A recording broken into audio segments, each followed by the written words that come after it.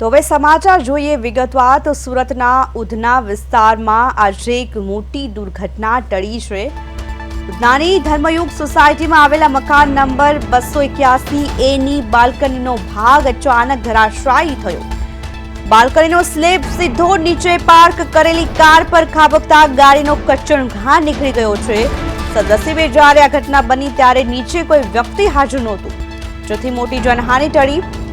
ઘટના બાદ સોસાયટીના રહીશોમાં ભારે ફફડાટ જોવા મળ્યો છે। મકાનના બાકીનો ભાગ પણ જોખમી જણાતા લોકોમાં ભયનો માહોલ સર્જાયો છે અને બાકીનો જોખમી ભાગ ઉતારી લેવામાં આવે અને ભવિષ્યમાં કોઈ મોટી હોનારત ન સર્જાય।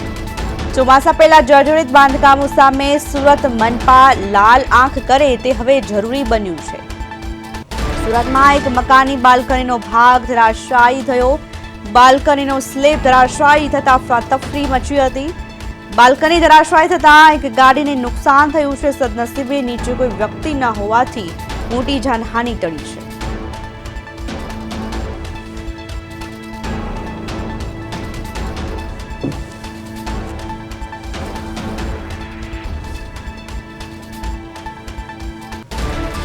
વધુ માહિતી માટે સુરતથી અમારા સંવાદદાતા અરવિંદ રાઠોડ ફોન લાઈનથી જોડાઈ ગયા છે। અરવિંદ, સુરતમાં એક મકાનની સ્લેબ ધરાશાયી થયો છે, શું વધુ વિગતો સામે આવી છે?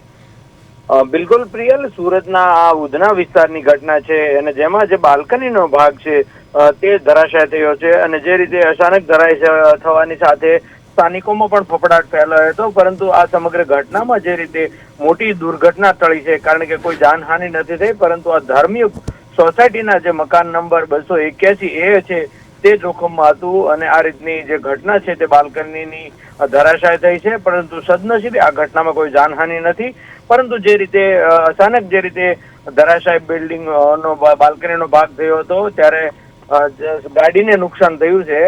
એટલે આ રીતની ઘટના છે તે ઉધના વિસ્તારમાં બની છે। જી પ્રિયલ।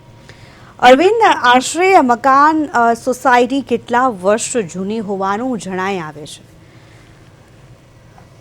અલબત્ત જોવા જાય તો આ લાંબા સમયથી જે જર્જરિત હાલતમાં હતી, એટલે ચોક્કસ નથી ખ્યાલ, પરંતુ બહુ જૂનું જર્જરિત જે બાંધકામ હતું અને જેને કારણે આ બાલ્કનીનો ભાગ ધરાશાય થયો છે। એટલે અગાઉ મહાનગરપાલિકા દ્વારા તેમને નોટિસ પણ આપવામાં આવતી હોય છે, પરંતુ ત્યારબાદ જે એનો કોઈ નિકાલ નથી કરતા અને ત્યારે આવી દુર્ઘટનાઓ અનેકવાર સર્જાતી હોય છે। તેમાં ઉધનામાં પણ આ રીતે બિલ્ડિંગનો ભાગ છે તે ધરાશાય થયો છે।